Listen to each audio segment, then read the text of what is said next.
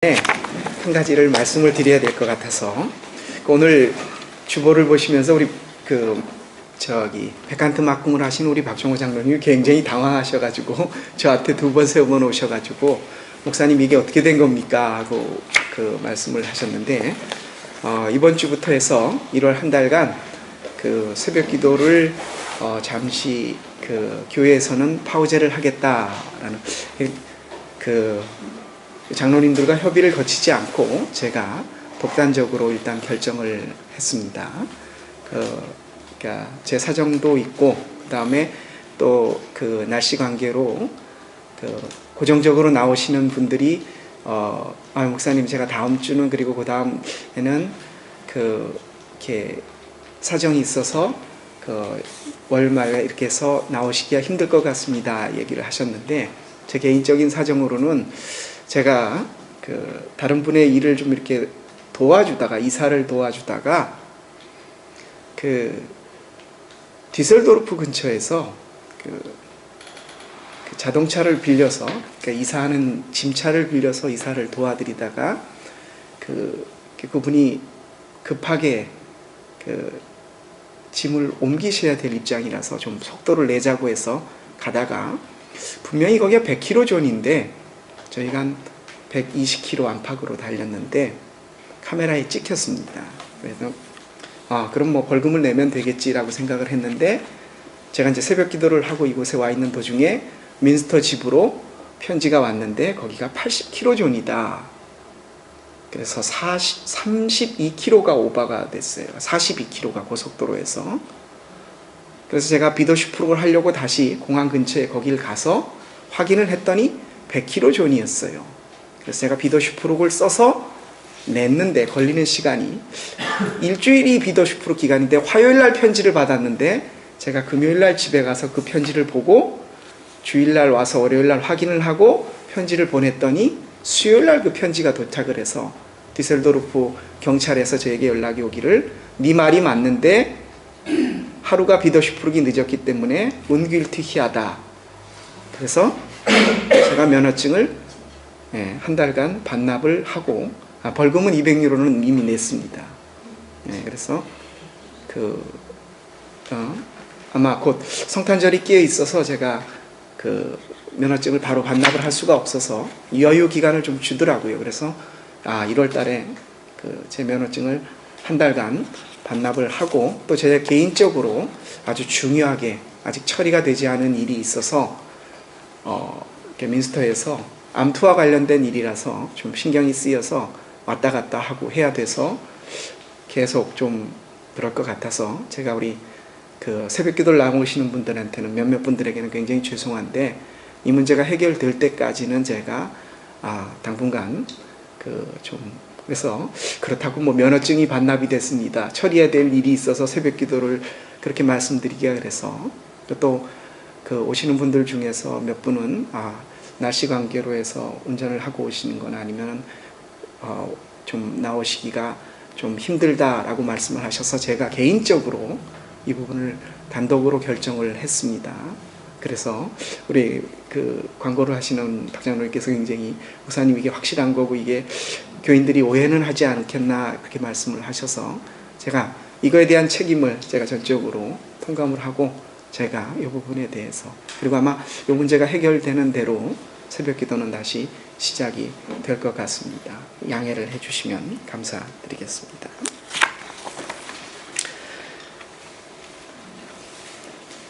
(1883년) 지금으로부터 약 131년 전에 미국의 뉴욕 항구에 미국 대통령과 국무위원들 그리고 수많은 사람이 한 사람의 유해가 송환되는 것을 맞이하고 장례식을 치르기 위해서 모였습니다. 그 사람은 죽은 지 30년 후에 고국으로 돌아와서 지금은 워싱턴에 있는 한 공동묘지에 묻혀 있습니다. 그 사람의 이름이 존 하워드 페인입니다. 여러분 혹시 그 사람이 누군지 아세요? 존 하워드 페인. 아무도 모르시죠. 저도 몰랐습니다. 미국 사람 중에도 이 사람의 이름을 아는 사람은 없었습니다. 거의. 근데 이 사람이 그렇게 몰고 알려지지 않은 사람인데 미국의 대통령과 모든 국무위원들과 엄청나게 많은 사람들이 모인 데는 딱 한 가지 이유가 있었습니다. 그가 지은 노래 때문입니다. 그 노래를 제가 1939년에 안나 드루빈이라고 하는 캐나다 여성이 부른 목소리로 1939년이니까 지금부터 약 80 몇 년 전이죠. 그렇죠? 한번 70몇 년. 다시 되면 70몇 년. 그런가요? 1939년이면요? 그런가요? 제가 이제 왔다 갔다 하는데, 예. 우리 최석윤 집사님의 기억력이 굉장히 좋으십니다.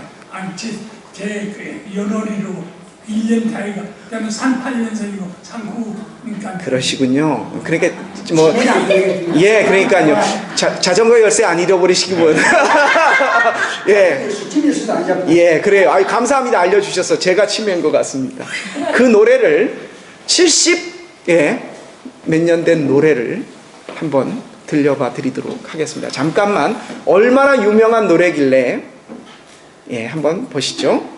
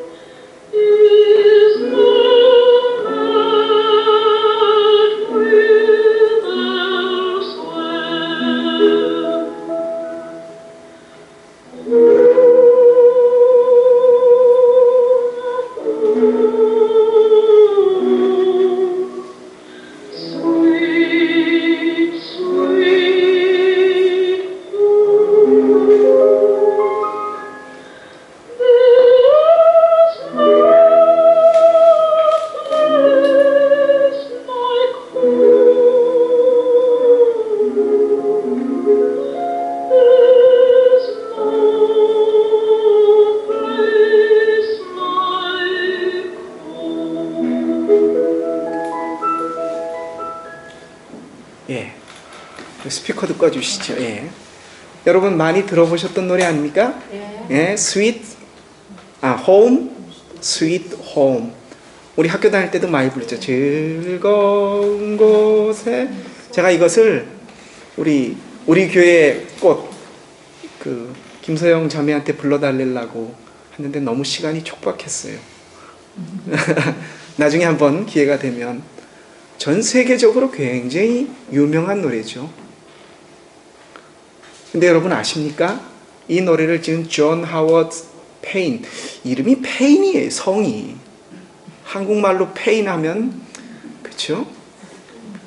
근데 스윗 홈, 즐거운 곳에서는 날 오라 하여도 내 쉴 곳은 작은 집 내 집뿐이리.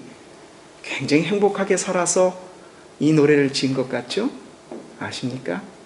이 존 하워드 페인은 60살 동안에 결혼을 해본 적이 없고요. 10살 넘어서 부모님이 둘 다 돌아가셔서 고아로 한 극단을 따라다니면서 거기서 허드렛 일을 하고 그 극단에서 이 노래를 지어갖고 이 노래가 원래 오페라에 나오는 클라리 밀라노의 여인이라는 망했습니다. 물론 잘 모르는 곡이에요. 거기에 삽입되어 있는 노래인데 그 극단이 망하고 뿔뿔이 흩어져서 이 사람이 60평생을 떠돌이로 혼자로 살다가 미국도 아닌 아프리카의 알제리에서 객사했습니다. 그가 죽은 지 30년 만에 그의 유해가 미국으로 송환되었고 미국의 대통령을 비롯한 국무위원들 수많은 사람들이 모여서 이 노래 하나 때문에 그를 맞이했습니다. 역설이죠. 즐거운 곳에서는 나로라 하여도 내 쉴 곳은 작은지 내 집뿐이리. 결혼도 못해보고 부모의 사랑도 받아보지 못했던 그가 이런 곡을 쓸 수 있었다는 것이 아이러니입니다.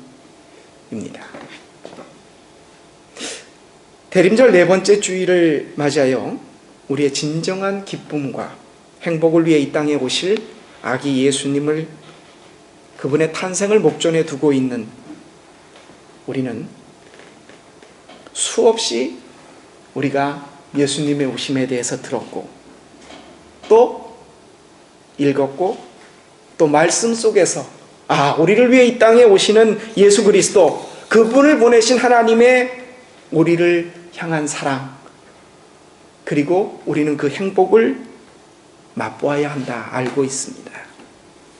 여러분 대림절 마지막 제 주일날 한번 묻습니다. 우리를 위해 오실 예수님 때문에 그분을 믿는 여러분 정말 예수님이 오시는 것 때문에 그렇게 기쁘고 행복하십니까? 예수님이 오신다는 것 자체가 그렇게 기다려지고 정말 기쁘십니까? 예수님이 오셔서 다른 사람은 몰라도 그분을 믿는 나는 행복합니다. 우리 신앙인은 적어도 믿지 않는 사람들과 그 점에 있어서는 달라야 돼요. 예수님이 오셔서 너무 좋습니다. 그 맛을 보셨습니까? 하나님은 오늘 우리 믿는 사람들에게 이스라엘 백성의 광야 40년 생활과 예수님의 십자가의 사건을 통해서 우리 신앙인들에게 정말 우리가 바라는 행복, 우리가 기뻐해야 할 것, 우리의 복지가 무엇인가, 우리의 행복이 무엇인가를 말씀해 주시기를 원하십니다. 여러분 아십니까? 이미 4,000년 전에 이스라엘 백성들은 하나님이 그들에게 주신 복지, 볼슈탄트를 말하는 것이 아니라 글리케슬란드, 아주 행복한 땅, 에덴, 복지를 이미 맛보았습니다. 그곳이 어딘지 아십니까? 바로 출애굽 이후에 광야 40년 생활에서 그들은 하나님의 복지를 맛보았습니다.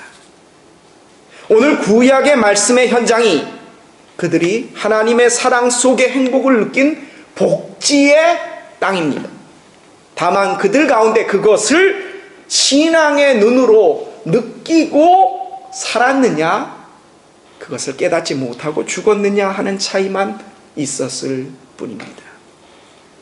우리는 생각하기를 이스라엘 백성들이 광야 40년 생활은 이스라엘 백성들이 하나님의 말씀에 불순종해서 벌로 고생하는 것이고 또 하나님이 준비하신 복지의 땅, 일명 가나안 땅, 거기에 들어갈 준비가 돼 있지 않아서 이스라엘 백성들을 훈련시킨 곳으로만 생각을 합니다.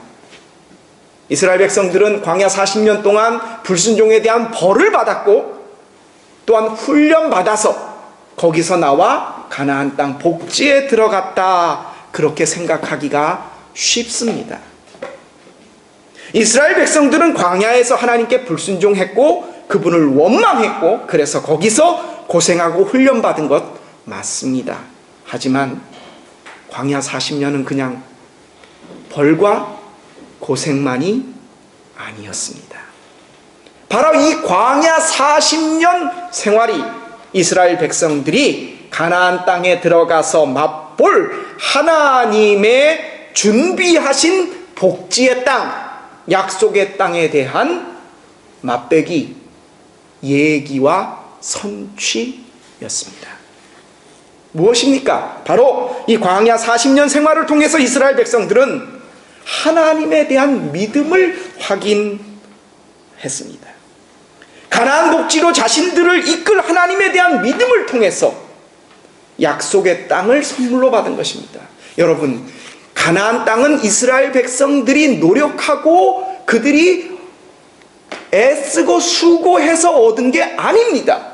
광야 40년의 대가로 주어진 것이 아니라는 겁니다. 광야는 사람이 살기에 부족한 마음입니다. 극단적인 조건에 생존하기에 극단의 장소입니다. 한마디로 사람이 살 수 없는 곳입니다. 첫째, 먹을 게 없습니다. 마실 물이 없습니다. 옷을 만들어 입을 만한 재료를 구하기가 없는 곳입니다. 집을 만들 수가 없는 곳입니다. 사람의 살기에 온도가 전혀 적합하지 않습니다. 그런데 그들은 거기서 40년을 살았습니다. 어떻게 해요? 뭘 먹고, 뭘 마시고, 뭘 입고, 어디서 살았습니까? 이 모든 것을 제공해 주신 분이 바로 하나님이십니다. 그곳에서 그들은 단 하나님 한 분만을 의지할 수밖에 없었습니다. 먹을 것이 없었습니다. 그래서 하나님께서 그들에게 만나와 고기가 없다라고 불평했을 때 메추라기를 내려주셨습니다. 마실 물이 없었습니다. 반석에서 물이 새도록 하신 분이 하나님이셨습니다. 농사를 짓고 기를 수가 없었기에 매일 그분이 주시는 만나 이외에는, 메추라기 이외에는 그들이 생각할 수 있는 것이 아무것도 없었습니다. 그 뜨거운 태양볕 아래서 구름기둥으로, 밤의 그 추운 영하의 날씨 속에서 불기둥으로 인도하셨습니다. 이곳 광야 40년 동안에 이스라엘 백성들은 단 한 분밖에 의지할 수밖에 없었습니다. 그들이 할 수 있는 것은 단 한 가지, 하나님을 믿고 그분을 의지하고 그분께 비태하고 그분께 순종하고, 그래서 그분이 살려주시는 것에 감사하는 것 이외에는 자신들이 할 수 있는 게 아무것도 없었습니다. 여러분 아십니까? 근데 이 광야 40년 생활이 그들에게 있어서는 가장 행복한 시간이었습니다. 왜요? 하나님께서 친히 먹이셨습니다. 친히 입히시고 그들을 인도하셨습니다. 하나님께서 일일이 다 알아서 하셨단 말입니다. 그곳에서 그들은 하나님 한 분만을 절대적으로 의지하는 것 이외에 살아날 방법이 전혀 없었습니다. 오늘 3절 말씀 보면 유명한 말씀입니다. 예수님께서도 40일 금식을 하시고 마귀가 돌을 가지고 떡을 만들어 먹어라 했었을 때 인용하셨던 유명한 말씀입니다. 사람이 떡으로만 사는 것이 아니라 여호와의 입에서 나오는 말씀으로 산다라고 하시는 그 신명기 8장 3절의 말씀을 예수님도 인용하셨습니다. 근데 여러분, 이 히브리어를 그대로 번역을 하면 그렇습니다. 사람이 떡으로만 사는 것이 아니라, 이거는 맞습니다. 그 다음 말이 하나님에서 입에서 나오는 모든 것으로만 산다 라고 직역을 합니다. 이 얘기를 바꿔 말하면요, 우리는 생각하기를 사람이 사는 데는 떡도 필요하고 그리고 하나님의 말씀도 필요하다, 운투로 생각을 해요. 그런 뜻 아닙니다. 극단적으로요, 이것을 직역해서 해석한 하나님의 입에서 나오는 것만으로 산다라는 겁니다.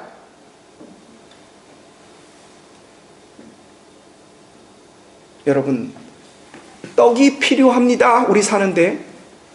그래서 우리는 생각하기를 먹고 살아야지, 떡, 빵, 밥이 필요하잖아. 그것도 필요하고 하나님의 말씀도 꼭 있어야 되지, 이런 말 아니라는 거예요. 사람이 사는 데는 떡, 밥 이거 필요 없고 하나님의 입에서 나오는 모든 것만으로 니들은 산다. 아주 직역해서 강조한 말씀이고, 예수님은 이 의도로, 아주 적극적인 의도에서, 그럼 예수님이 이걸 떡으로 만들어 먹어도 되셨잖아요. 떡으로도 사는데 이거 필요 없다는 겁니다. 하나님의 나오는 것만으로 사람이 산다라고 예수님이 말씀하신 겁니다. 아주 적극적인 의미에서 우리들이 생각하기에는 이것도 필요하고 이것도입니다. 근데 하나님은 히브리어 원문을 정확하게 해석을 하면 이게 아니라 이것만으로 산다 라고 말씀하신 의도고, 예수님은 그 의도에서 사탄을 물리치실 수 있었던 것입니다. 신명기 기자는 계속해서 말합니다. 4절의 말씀입니다. 너희가 광야 40년 동안 니들 옷이 헤어진 적이 있느냐? 네 발이 부르튼 적이 있느냐? 하나님께서 친히, 여러분 하나님으로부터 옷을 받아보셨습니까? 하나님으로부터 주시는 음식을 받아보셨습니까? 하나부터 10까지 모든 것을 하나님께서 다 챙기셨습니다. 신앙인으로서 이보다 더한 복지가 어디 있습니까? 우리는 생각하기를 이 광야, 지옥 같은 시험을 잘 이기면 가나안 복지에 들어갈 수 있다, 그렇게 생각합니다. 하지만 복지의 땅 가나안은 하나님이 약속으로 주셔서 들어간 것이지, 이스라엘 백성들이 그것을 위해 의지를 보이고 자기들이 뭘 노력한 것이 하나도 없다는 겁니다. 이스라엘 백성이 노력해 얻은 것이 아닙니다. 오로지 그들은 광야에서 단 한 가지, 하나님 한 분만을 절대적으로 의지하는 믿음의 훈련을 통해 그 믿음으로 가나안 땅을 약속받은 것입니다. 이 사건 속에서 우리는 하나님이 우리에게 주시는 복지, 신앙인의 감사와 기쁨, 행복에 대해서 정확하게 알아야 합니다. 하나님이 주시는 복지, 신앙의 행복은 항상 쌍으로부터 다닙니다. 광야와 시험과 훈련의 장소, 사람이 살 수 없는 비생존의 지역 광야와 젖과 꿀이 흐르는 가나안 땅, 이 복지는 쌍으로 되어 있습니다. 이 세상에는 쌍이 있어야만 효과를 발휘하는 것이 있습니다.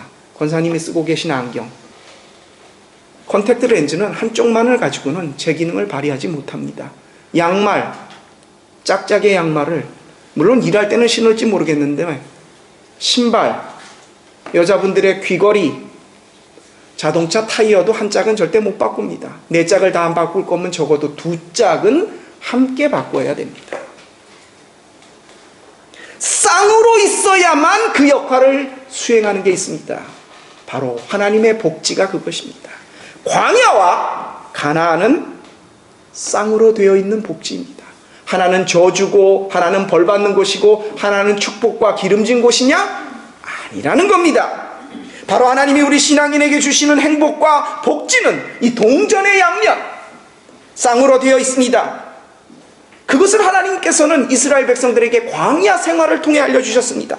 하나님께서 친히 먹이셨고 친히 인도하셨고, 그 광야에서 이스라엘 백성들은 하나님 한 분에 대한 절대적인 믿음 없이는 살 수 없는 그곳에서 하나님이 주신 행복과 복지를 느끼고 살 수 없었더라면 그들은 거저받은 가나안이 그들에게 아무 소용이 없었던 것입니다. 이것을 보면서 우리가 오늘 우리들에게 가져와 한번 생각해 봅니다. 하나님을 잘 믿고 우리에게 주어진 시련과, 이것은 나에게 주시는 하나님의 시련과 연단이야, 이것을 잘 견디고 나면 하나님께서 우리들에게 가나안의 복지, 다시 말하면 물질적인 풍요와 내 건강과 자녀들의 번성과 이 모든 것을 선물로 주실 거야, 이렇게 생각하기 쉽습니다. 하지만 하나님은 이스라엘 백성의 광야 생활을 통해 우리에게 복지는 쌍으로 되어 있다는 것을 분명히 말씀하십니다. 가나안만이 복지가 아니라 광야 생활, 내가 너희에게 허락한 이 광야 신앙생활을 통해서 나 하나만으로 만족하고 너희들이 살 수 없다면 저 땅 가나안에 들어가서도 너희는 그 복지를 누리지 못할 것이다. 하나님만을 의지할 수밖에 없는 광야에서 하나님을 통해 만족하지 못하고 복지를 누리지 못한다면 가나안은 더 이상 약속의 땅, 복지의 땅이 아닙니다. 여러분, 우리가 우리의 복지를 위해 할 수 있는 일이 뭐 있습니까? 하나님이 그냥 주신 겁니다. 이스라엘 백성들을 보십시오. 그들이 꿈꾸며 갈망했던 가나안, 젖과 꿀이 흐르는 그 땅에 들어가서 그들이 한 일이 뭡니까? 시험을 잘 통과했고 훈련을 받았으니까 그 복지의 땅 가나안 땅이, 거기서 하나님을 잘 섬기며 그들이 행복하게 오래오래 살았습니까? 사사시대부터 그들은 하나님에게 불순종하기 시작했습니다. 오히려 그들은 거기서 풍요와 다산, 바알과 아세라를 쫓고 우리에게 왕을 주소서, 아주 부분적으로 하나님을 섬겼던 신실한 몇몇 빼놓고는 이스라엘 백성들에게 나타났던 많은 선지자들과 예언자들이 끊임없이 했던 말이 돌아오라 돌아오라, 너희 하나님을 잊지 말고 하나님의 뜻으로 돌아오라라고. 그래서 어떻게 됐습니까? 그 가나안 땅 복지에서 그들이 망했습니다. 나라를 빼앗기고 뿔뿔이 흩어지고 말았습니다. 선물로 받은 복지의 삶, 하나님이 없던 삶이 오히려 그들을 무너지게 한 원인이 되었습니다. 가나안 복지, 그것은 우리가 이룬 복지가 아니라 하나님이 주신 선물일 때만이 복지가 됩니다. 우리가 할 수 있는 것은 단 한 가지, 광야에서의 복지, 뭡니까? 하나님 한 분만을 절대적으로 의지하고 그분으로 하여금 우리의 모든 것을 책임지고 하시게끔 하는, 그분한테만 착 달라붙어 있는 것, 이것밖에는 우리가 할 게 없습니다. 사도 바울은 그것을 갈라디아 교회에 보내는 편지 속에서 우리에게 다시 한번 확증하십니다. 사도 바울이 이렇게 고백을 합니다. 그러나 내게는 우리 주 예수 그리스도의 십자가 이외에는 결코 자랑할 것이 없으니 그리스도로 말미암아 세상이 나를 대하여 십자가에 못 박히고 내가 또한 세상에 대하여 그러하니라. 오늘 구약의 말씀에 의해 바울의 말씀을 재조명해 보면 예수 그리스도의 십자가가 우리 신앙인들에게는 복지이고 낙원이라는 겁니다. 사도 바울이 자랑해요, 십자가를요. 여러분, 우리가 자랑할 때가 언제입니까? 자식이 꼴찌할 때가 아니라 잘했을 때 자랑합니다. 그렇지 않습니까? 내가 내놓을 만한 게 있으면 그때 자랑합니다. 남에게 칭찬 들을 거, 그거 자랑합니다. 생각하기에 이거 참 좋은 거다 하면 자랑합니다. 자신의 약점과 실수와 나쁜 것을 자랑하는 사람 없습니다. 오늘 사도 바울이 예수 그리스도의 십자가를 자랑한다라는 말의 뜻이 무엇입니까? 선교를 위해서 갈라디아 교회 교인들에게 억지로 참고 견디라는 것을 강조하기 위해서 이것을 쓴 것이 아닙니다. 정말 바울에게는 예수 그리스도의 십자가가, 나 자랑할래 이거, 나 이거 너무 기뻐. 근데 우리는 뭐라고 합니까? 십자가를, 내 몫의 지유인 십자가, 저 참 아프지도 않고 돌아가시지도 않는 저 시어머니, 참 그게 십자가라요. 속썩이고 완전히 말 안 듣는 자식들, 그걸 십자가라요. 내 눈에 가시처럼 보이는 저 동료, 그걸 십자가라고 생각해요. 십자가는 나에게 지워지지 않은, 정말 지기 싫은, 어거지고 견디기 힘들어내는 그거라고 생각을 해요. 그리고 그것을 이기고 견뎌내고 나면 나에게 하나님께서 복을 주실 거예요. 아니라는 거예요. 사도 바울에게 있어서는 유대인들에게는 거리끼는 것이요, 헬라 사람들에게는 어리석은 것이로되 구원을 얻는 우리들에게는 하나님의 능력이고 지혜가 곧 십자가다라고 고백을 하고 있습니다. 그는 십자가를 떠벌리고 자랑했어요. 사람을 죽이는 틀, 끔찍하고 생각하기도 싫고 수치스러운 이것을 가리켜 그가 자랑한다고 한 이유가 뭡니까? 바로 이 십자가를 통해서 하나님의 뜻이 나타났고, 우리 신앙인들은 예수 그리스도를 따라 십자가의 삶을 사는 것이 우리의 자랑이 되어야 된다는 것을 말하기 위함이었습니다. 십자가는 우리를 힘들게 하고 우리에게 주어지고 나를 핍박하고 나에게 있는 난관이나 시험, 풀어야 할, 넘어야 할 문제로만 생각할 것이 아닙니다. 우리는 억지로 저 십자가를 내가 지어야지 그렇게 생각합니다. 그리고 나서 그 십자가를 내가 완수하고 나면 나에게 낙원이 주어질 거야, 그러니 참고 견디고 이겨나가자, 이 십자가. 이렇게 생각하고 싶습니다. 근데 사도 바울은 그것이 그의 자랑이라고 했습니다. 여러분, 하나님이 역사하시고 그분의 뜻이 나타나신 십자가 자체가 우리 신앙인들에게는 하나님의 복지입니다. 하나님의 뜻이 거기 나타났단 말입니다. 그래서 사도 바울은 고린도 교회를 향하여 그렇게 말했던 것입니다. 십자가의 도가 멸망하는 자들에게는 어리석은 것이, 구원을 얻는 우리들에게는 하나님의 지혜가 된다. 세상에 많은 지혜를 쫓는 헬라 사람들은 그것을 어리석게 여기고, 그것을 수치스럽게 여기는 유대인들은 그것에 걸려 넘어지지만, 우리는 여기서 하나님을 자랑할 수 있는 하나님의 지혜를, 하나님의 능력을 보아노라고. 이 말인즉슨 십자가는 우리 기독교인의 자랑이며 하나님의 능력과 지혜가 됩니다. 이스라엘 백성들이 우리가 생각하기에는 단지 훈련의 장이요 벌 받아서 광야에서 생활했다 생각하기 쉽지만, 이스라엘 백성들은 거기서 하나님 한 분만을 절대적으로 의지했고 하나님께서 친히 인도하심을 통해 그곳에서 복지를 경험했습니다. 여러분, 신앙생활이 뭡니까?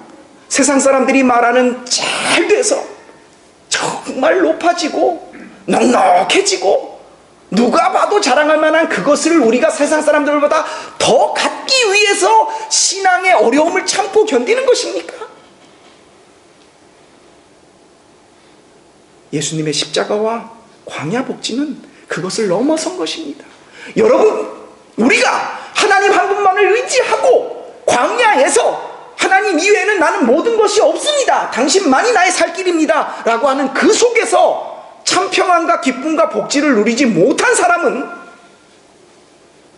하나님이 나에게 아무런 물질을 허락해 주셔도, 아무리 높이 올라가고 아무리 넉넉하게 해주시고 일이 잘 풀리게 해줘도, 이스라엘 백성들이 가나안 땅에서 우상 숭배를 통해 결국은 흩어지고 망했던 그것처럼 그것이 오히려 복이 아니라 독이 됩니다.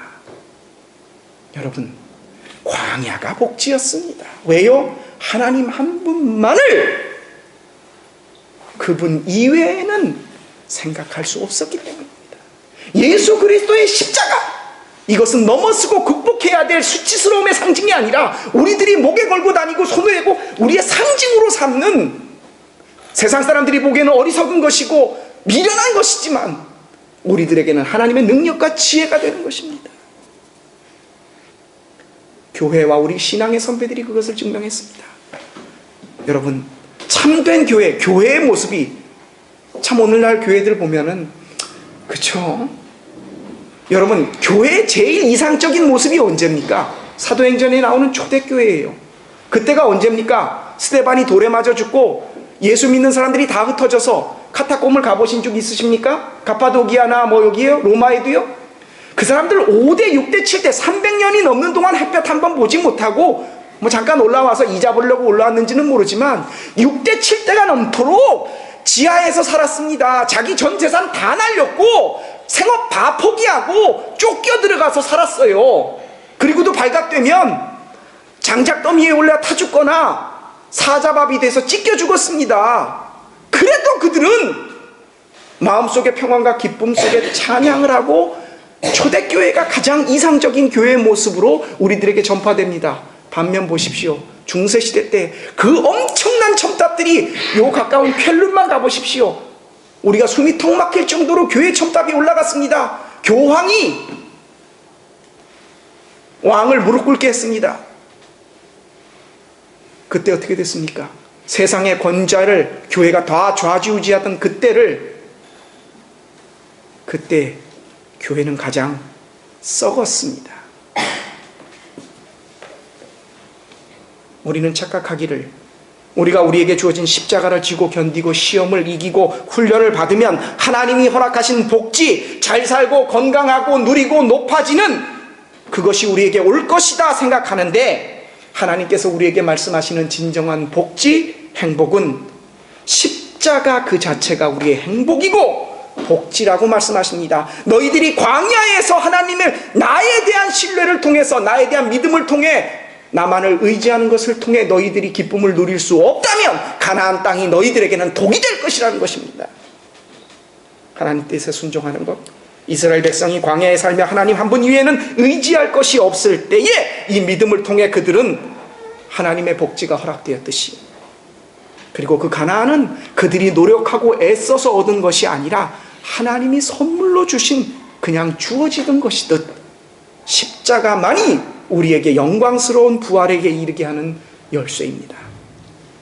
사랑하는 성도 여러분, 말씀을 맺습니다.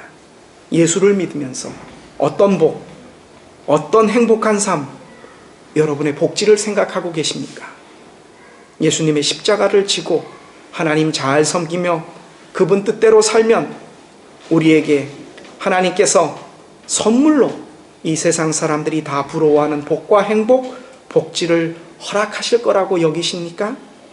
다시 한번 말씀드리지만 그 가나안의 복지는 우리가 원해서 주는 것이 아니라 약속된 말씀의 믿음 속에 사는 사람들에게 거저 주어지는 복입니다. 선물이지 우리가 쫓고 추구해야 할 것이 아닙니다. 여러분, 예수님의 십자가 없이는 부활이 절대 가능하지 않습니다.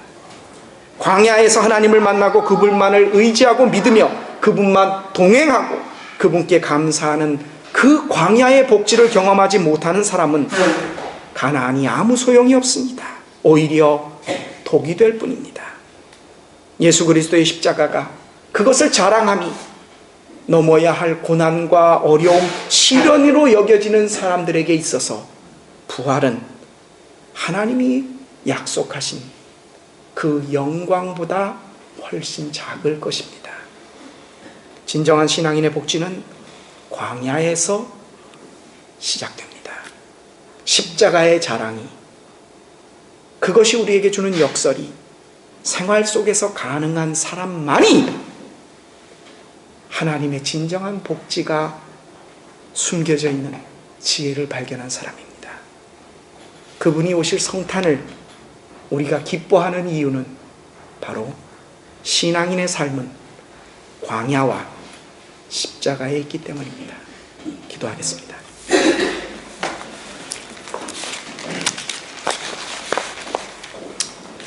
예수 믿으면서 우리가 세상 사람들을 부러워하고 있습니까?